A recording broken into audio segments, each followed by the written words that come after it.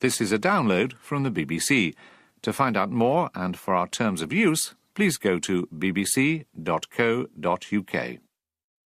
Hello. Breast cancer sufferers are almost exclusively women, of course. But when the Today programme discussed the issue this week, the contributors were almost exclusively male. Does that matter? Yes, says listener Catherine McLaughlin. I cannot imagine John Humphreys, or Sarah Montague for that matter, sitting talking about prostate cancer with two women, or male pattern baldness with two women. In this week's feedback, we ask, should the Today production team update their address book?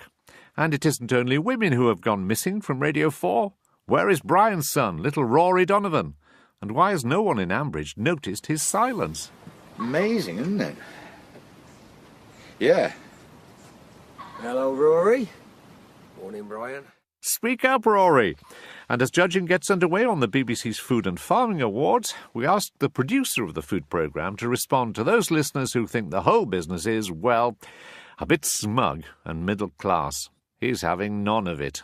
We've looked at global food price inflation and the impact that's having on the food industry and also on people at home. We've covered the rise of food banks in Britain as well. And I think if they'd spent some time looking through the programmes we've made, the people we speak to and the places we go, I don't think that case can be made against the food programme and the awards. And after we were told that the BBC's policy is that audiences should not be charged to attend programme recordings, we'll hear from producer John Naismith about why his programme, the hugely popular I'm Sorry I Haven't a Clue, does charge, and why he believes other programmes should as well. I can give you a long list of the advantages because of the ability to charge for tickets. There is no venue in the British Isles that we cannot and have not visited. We begin with the missing women, and whether the Today programme should try harder to find female contributors, particularly for topics which especially affect women.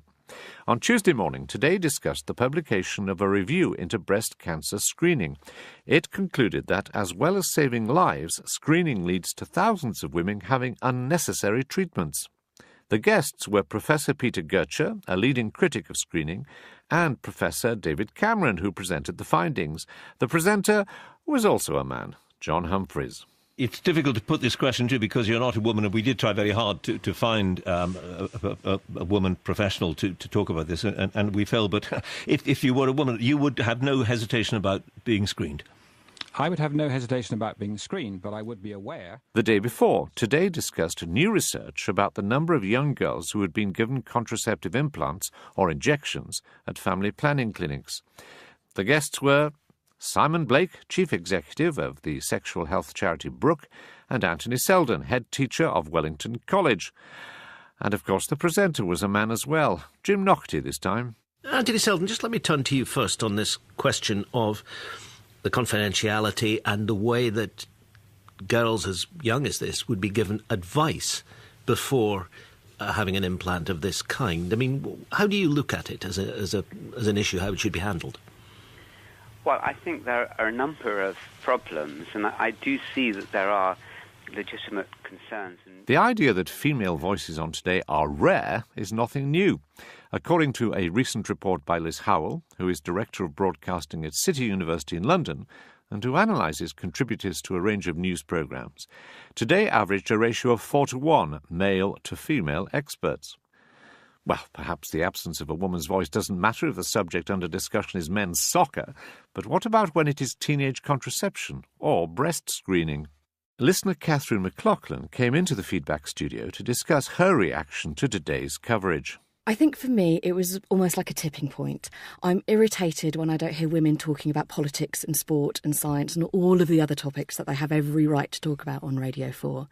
But for me, in these two instances, there are so many women with expertise on this subject that to have three men discussing the contraceptive choices of young teenage girls just felt deeply inappropriate and lazy. And what was your reaction when you heard the discussion on breast cancer, that first discussion, which involved two professors, both male, talking to a presenter who was, of course, male? The individual instance is almost kind of less important. There's this kind of cumulative effect, really, on Radio 4 Today at the moment.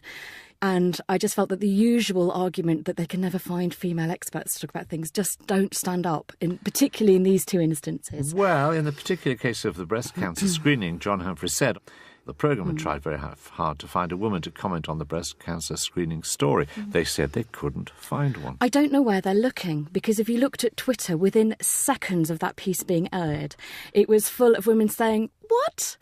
But actually, 2 women have set up a website called womensroom.co.uk for women to register their areas of expertise and their areas of experience, because frankly, if the BBC won't do the research, the women of Twitter will. Would it be better if the Today programme had at least more than one female presenter? 4 men at the moment, 1 woman. Women make up 51% of the population and at least 51% of the Radio 4 audience, and I cannot believe there are not equally qualified women who could do that job as well. And it's not about tokenism, but for me, in the context of what the BBC is going through at the moment, it just felt extraordinary that the editor felt that it was perfectly appropriate to have 3 men discussing the contraceptive choices of teenage girls. For them just to say, oh, it's just a reflection of society, there are no women in top jobs, it's just not true. We've got some vibrant breast cancer charities in this country. You know, did they try every one of them? Well, to be fair to them, in the discussion about breast cancer, or the second discussion, they did have 2 women who talked about their personal experience, but in the first discussion, if you like, on the results, they didn't.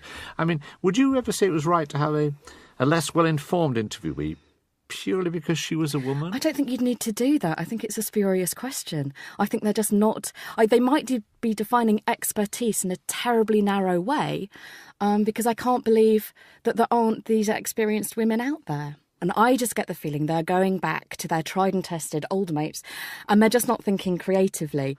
Well, if the editor of Today would like to come on to feedback and deal with some of those issues, we'd be delighted. My thanks to Catherine McLaughlin. And after we'd spoken to her, we received this statement from the Today programme. For stories such as this, we try to find female contributors, but this isn't always possible. On Tuesday's programme, we followed up the discussion about breast screening with an interview with 2 women who spoke about their own experiences of breast cancer. Everyone can agree that there should be better gender balance in the media, including Today. However, like all broadcasters, we have to reflect the world as it is. There are fewer women than men at senior levels in business, politics and world affairs, and that's bound to be reflected in our output. That said, we are aiming to increase the number of female voices on the programme, and we are making headway.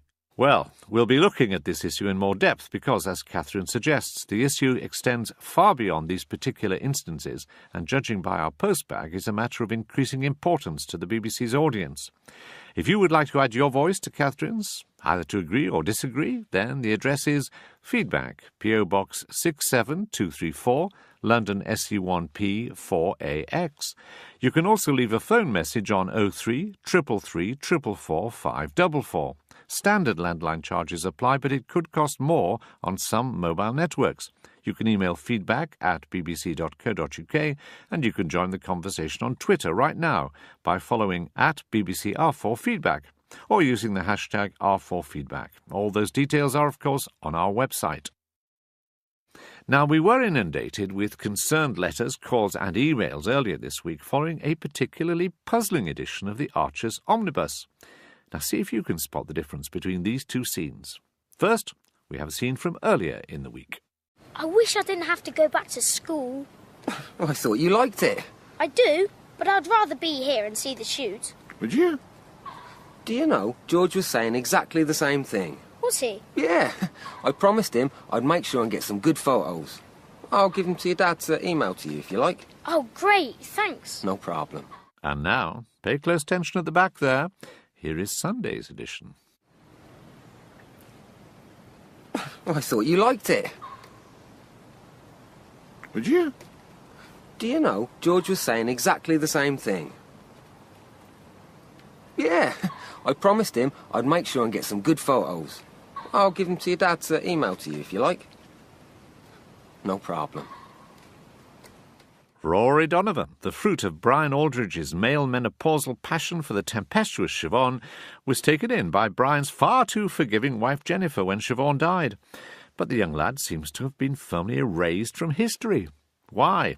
The finest minds in the country, feedback listeners, of course, nothing like a little flattery, were swiftly on the case. Hello, my name is Mark Parry. I'm phoning from Gloucestershire, and I'm a seasoned Archers listener. But I was wondering about Rory because on Sunday's Omnibus edition, there were conversations where he just didn't reply. There was just a gap. So I'm wondering whether that posh school that Brian and Jennifer sent Rory to has taught him the old idea that a child should be seen and not heard. Hello, I'm Melanie Henwood from Heathencote in Northamptonshire. So where's Rory? I thought Jennifer would get her revenge over the hideous concrete dog by the swimming pool. But really, poor little Rory deserves better than this. My name's David Lardy. Can one assume that when scenes involve younger children, their voices are recorded completely separately from the adult actors, and that when preparing the omnibus edition, an early, partially unfinished adult-only version was accidentally used? Or was it simply that Rory and George forgot to reset their clocks for the end of British summertime? Did Rory forget the clocks were changing, or has he had an attack of laryngitis? We sent for word from Borsetshire. Archer's listeners should be reassured that young Rory is safe and well and still living in Ambridge. We are sorry that a technical error in this week's omnibus prevented him from being heard. The studio can be a very fast-paced and pressured environment, so our youngest actors are recorded separately, and their lines are played into the scene when the adult actors are in the studio. Listeners will be relieved to know that Rory has now recovered the powers of speech and can be heard in full on the podcast and on iPlayer. We are, of course, delighted that Rory's voice has been restored, but that didn't stop our imaginations roaming over the possibilities of what might have filled the gaps left in that scene. If any of you are feeling inventive, we'd love to hear the results. What do you think of that idea, Rory? Wow! Quite right. For now, though, we turn our attention to your questions about the 13th BBC Food and Farming Awards. The nominations have all been made by listeners, and also viewers, because these awards stretch across television and online too. Among the categories are those for Best Dinner Lady and Best Local Food Retailer, and the winners will be announced at the end of this month. The awards are certainly good news for the winners, but what about the listeners? Well, listen to this. I find myself completely unable to listen to the Food and Farming Awards or the food programme. Both come across in such a middle-class way, which assumes everyone has the money to buy the best and has the leisure and travel opportunities to search for the artisans and lives in an area where such things are easy. Rhianne Williams. Hello, I'm Ian Wells and I'm calling from West Lancashire. I'm very happy with the way the food programme handles these awards every year. I happen to live in the country where I've got access to relatively fresh food coming off from stores on the edge of the road and that sort of thing. People in towns aren't, and so those specialist operations are obviously quite useful. And so I would simply regard it as one of the ultimate pieces of public service broadcasting. My name's John Lavis. I'm from County Durham and a keen follower of food issues, and so I was rather disappointed by the Food and Farming Awards shortlist, which seemed to be dominated by the south of England. And it's all very disengaging, I think, for somebody living in the north of England and feeling that there's very little connection with their life and their food and what they like to eat. My name's Doug Lawrence. I'm ringing from Cowling, small village in North Yorkshire. I do find presenters talking whilst they're eating to be rather ill-mannered, I would have been told. Oh, don't talk with your mouth full, they always used to say to me. To answer some of those questions, I went to meet Dan Saladino, producer of the food programme and the awards, on Golborne Road in West London. We observed the judging of a finalist in the Best Street Food Takeaway category. Here we are in a part of West London where historically lots of the Portuguese community live, and there's some great Portuguese coffee and pastry shops. If you just look along the road, there is a row of vans parked up, and that is a collection of Moroccan street food stalls. One of them was nominated by a listener. Our two judges, and today they're Valentine Warner, a food writer, Charles Campion, a food critic, were so bowled over by the nomination, did some more research, asked around, and it turns out that Valentine believes that a stall, third or fourth along, is some of the best Moroccan food he's ever experienced. So that's how this story, from hundreds and hundreds of nominations, was selected as one of the 3 finalists. There are some of our listeners think that you've got a big geographical bias here, that if you live south of, I don't know, a line certainly between, let's say, Leeds and Manchester, you've got a pretty good chance of getting into these awards. But if you live north of the line, if you live up in Scotland or let's say in Brampton in Cumberland, don't even bother. you do get more nominations from, let's say, the South and South East than anywhere else, don't you? I think in some part that reflects the Radio 4 audience, but that actually is not then reflected in the finalists that are selected. And I've been looking at the records back to 2000, and Scotland, for example, has more finalists and shortlisted producers than any other part of the UK. And in terms of population, are, you would say, overrepresented.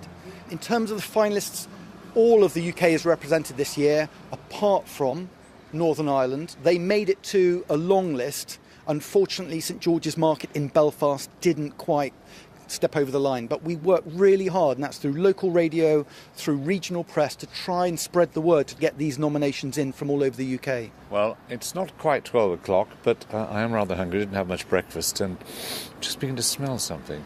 Yep, I think we've just arrived in time for the cooks to get ready for the lunch crowd, and the judges certainly will want some advanced tastings, so you've come at a very good time.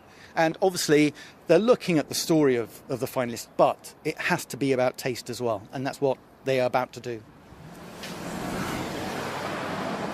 I promised you a back of a truck, and here we are, parked up on the side of a pavement, 3 stools alongside a counter, 1 cook cooking away with soups and other food, and here are our 2 judges. So we have Charles Campion, food writer here. And nice to see you, Roger Wilton. Good morning. Good morning. Hello, Valentine. What are you going to taste today? Everything. The interesting thing about takeaways are they're a sort of dark secret. And the fascinating thing is when you get the long list of entries from all the listeners, all across the country, little places have got their customers speaking up for them. And that is really, really good. Dan, can I just ask you, when we're going to hopefully record a little bit of the tasting that goes on, some of our listeners don't really like it when people speak with their mouth full. How are you going to cope with that? That's always the challenge, cooking and then eating on the radio. And I think what we're mostly interested in, and this is why we have these judges, is because they are very, very good at describing food, how it tastes, and how... Could I add also that although it's not maybe great for radio talking with your mouth full, sometimes one is so overwhelmed with the goodness of something, you just have to say it then, even if the merguez sausage is still in your mouth. Now, this is run by Mohammed. He opens about 12 noon, goes on till 7 o'clock. And now he's got to continue doing his work while he's being invaded by the production team. So 3, the producer and, of course, our 2 critics, have gone into this very narrow place just next to where the food is being cooked, and they're examining in detail what's being prepared. They look particularly interested in the tagines. We cook like lentils and beans and pea soup and hayra and tagines every day. It starts with like 11:30, and people they like it because fresh and they say nice ingredients, everything's fresh like meat and healthy. So I'm happy, There are 4 magnificent soups there. There's the harira, there's a green pea one that looks very, very attractive, and I gather that the real style merchants have a fried merguez sausage in their soup. I'm looking forward to putting this to the test. It's really good. It's really, really good. I mean, it's quite difficult with bean soups to get the seasoning right, because there's such a huge weight of sort of dried stuff in there. Yeah. Mohammed saw my distress and he's handed me a spoon, and I'm now going to do something disgraceful. While they're recording and tasting, I'm going to creep in and have a little taste myself. Silently, of course. You've got lots of fans out there, but you've got lots of people who can't listen because what they do feel is there's a sort of middle-class smugness about this programme. Now, how do you react to that? My reaction is that that's more perception than reality. A lot of people who would maybe put that criticism to the programme might walk down this road and buy a sandwich, a packet of crisps and a coffee and spend more than the food that judges are interested in today. In terms of the food programme output, I would strongly disagree, because in terms of stories about food prices, about the pressure on households, we cover those stories. We've looked at global food price inflation and the impact that's having on the food industry and also on people at home. We've covered the rise of food banks in Britain as well. So what you're saying is there's no real case and it's the listener's problem, not yours. Not the listener's problem, but I just hope that they would listen to the range of the output that we do. It's all there on the website, and I think if they spent some time looking through the programmes we've made, the people we speak to and the places we go, and reflected in the awards, I don't think that case can be made against the food programme and the awards. And if they really are concerned, I mean, is there any point writing to you, emailing the programme? Do you honestly read all the emails and will you reply to them? Yes, because the Food and Farming Awards is a once-in-a-year opportunity to have a conversation with the audience, and these are the food stories from the audience. We would like that to happen throughout the year, and clearly the food programme becomes more relevant the more input it has from the listeners. Our thanks to Dan Saladino, Valentine Warner and Charles Campion of the Food Programme, and especially to Mohammed for letting me taste some of his delicious tagine dishes. In last week's programme, we read a statement from Radio 4 which said, "The BBC has a policy as a public service broadcaster, funded by the licence fee, that the audience should not be charged for access to its programmes." Not quite the full picture, as it turns out. Hello, I'm Liz and I live near Tunbridge Wells. My very favourite programme, I'm sorry I haven't a clue, quite often goes on tour, and I've noticed that when it's recorded at my local Tunbridge Wells theatre, there's a charge for tickets. So how does that work? My name's Dave Hutton, Templeton in Kent. I just wanted to take issue with the business of the BBC not charging for tickets at their shows.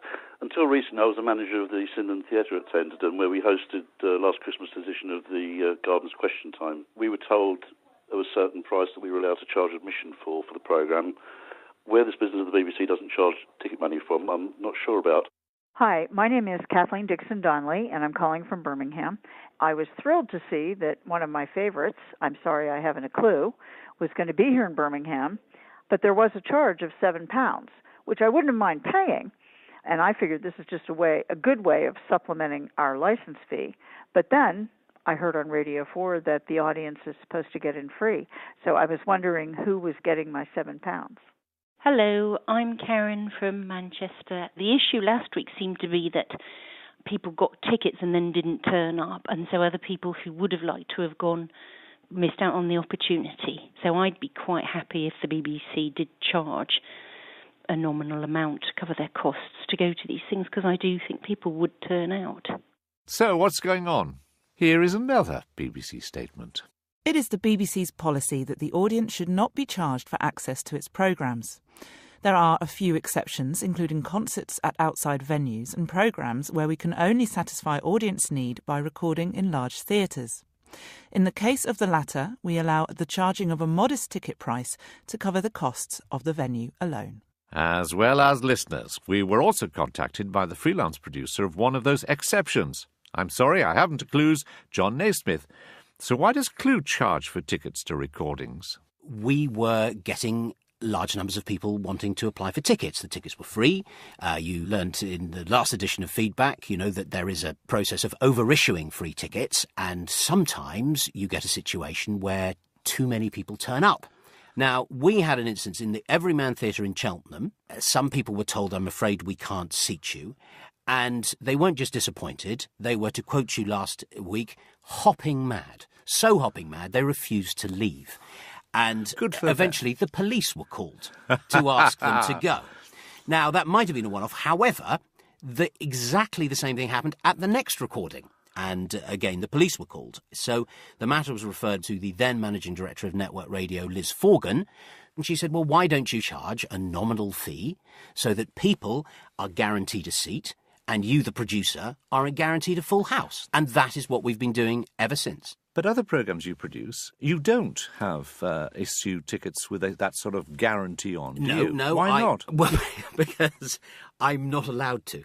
But I would also say it is horses for courses in this matter. We produce a show called The Unbelievable Truth with David Mitchell, a popular show on Radio 4. When we started, we were desperate for an audience. David wasn't anywhere near as well known as he was now. Yes. So in that instance, you really have to have a free show. But when you've got a level of popularity, we record in the Shaw Theatre in London, The Unbelievable Truth, a capacity of 430. The last time they issued a lottery, there were over 7,000 applicants for a single show. So that's 7,000 people applying for 430 tickets. Now, they did not pay for those tickets. They did not pay for those tickets. So therefore, some people will have turned up. Some people were turned away. And were turned away. Yeah, some people were turned away. It's unacceptable, isn't it? You're pushing me on this. I would do things differently. I would ask producers, I would say, look, you're the people making the shows. What works best? Well, And I can give you a long list of the advantages.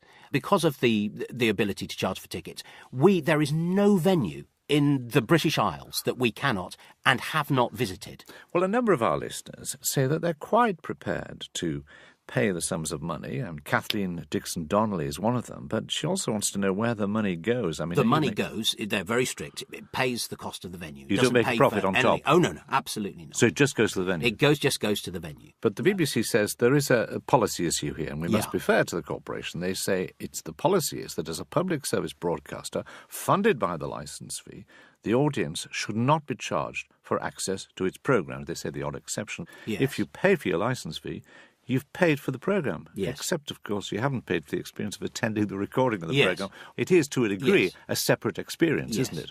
It is, and this is the crux. There are people who have different viewpoints within the BBC on this very issue. The Proms is a BBC show. I just checked the ticket prices for the last Proms. The highest ticket price was £90.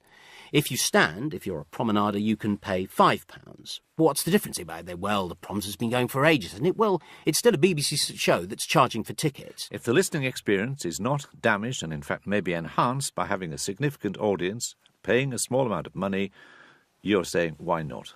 It has been a lifesaver on one occasion. We were, in 2010, we were recording on the 18th of December in Crawley. There was a huge downfall of snow in the southeast of England. There was a foot of snow outside the theatre. Happily, Tim, Barry Graham, the cast had all arrived the night before the downfall. Ross Noble, who arrived the day, happened to own a giant four-wheel drive machine that could get through all the snow. And we were down to, I think, about a third of the people turned up, a third of the house. But it was manageable. They came round the front. There's a bit of a blitz spirit. But you wouldn't notice that it was any different. If those tickets had been free, I very much doubt we'd have seen anywhere near that number turn up. John Naismith, thanks very much. It's a pleasure. Feedback is going to take to the stage at this year's radio festival in Salford. I'll be taking part in a session which considers whether asking listeners what they think about a programme and using some of their ideas might make it more popular. It's what we do all the time, of course. Do tell us what you think of the way programmes ask for and respond to your views, and we promise to report back. The Radio Festival session, by the way, is called Is Anybody Listening? And if you have been, thank you for doing so. Goodbye. We asked the producer of the food programme to respond to those listeners who think the whole business is, well, a bit smug and middle class. He's having none of it. We've looked at global food price inflation and the impact that's having on the food industry and also on people at home. We've covered the rise of food banks in Britain as well. And I think if they spent some time looking through the programmes we've made, the people we speak to and the places we go, I don't think that case can be made against the food programme and the awards. And after we were told that the BBC's policy is that audiences should not be charged to attend programme recordings, we'll hear from producer John Naismith about why his programme, the hugely popular I'm Sorry I Haven't a Clue, does charge, and why he believes other programmes should as well. I can give you a long list of the advantages. Because of the ability to charge for tickets, there is no venue in the British Isles that we cannot and have not visited. We begin with the missing women, and whether the Today programme should try harder to find female. This is a download from the BBC. To find out more and for our terms of use, please go to bbc.co.uk. Hello. Breast cancer sufferers are almost exclusively women, of course. But when the Today programme discussed the issue this week, the contributors were almost exclusively male. Does that matter? Yes, says listener Catherine McLaughlin. I cannot imagine John Humphreys or Sarah Montague, for that matter, sitting talking about prostate cancer with two women or male pattern baldness with two women. In this week's feedback, we ask, should the Today production team update their address book? And it isn't only women who have gone missing from Radio 4. Where is Brian's son, little Rory Donovan? And why has no one in Ambridge noticed his silence? Amazing, isn't it? Yeah. Hello, Rory. Morning, Brian. Speak up, Rory. And as judging gets underway on the BBC's Food and Farming Award, contributors, particularly for topics which especially affect women. On Tuesday morning, Today discussed the publication of a review into breast cancer screening. It concluded that, as well as saving lives, screening leads to thousands of women having unnecessary treatments. The guests were Professor Peter Gertcher, a leading critic of screening, and Professor David Cameron, who presented the findings. The presenter was also a man, John Humphreys. It's difficult to put this question to you because you're not a woman, and we did try very hard to find a woman professional to talk about this, and we failed. But if you were a woman, you would have no hesitation about being screened.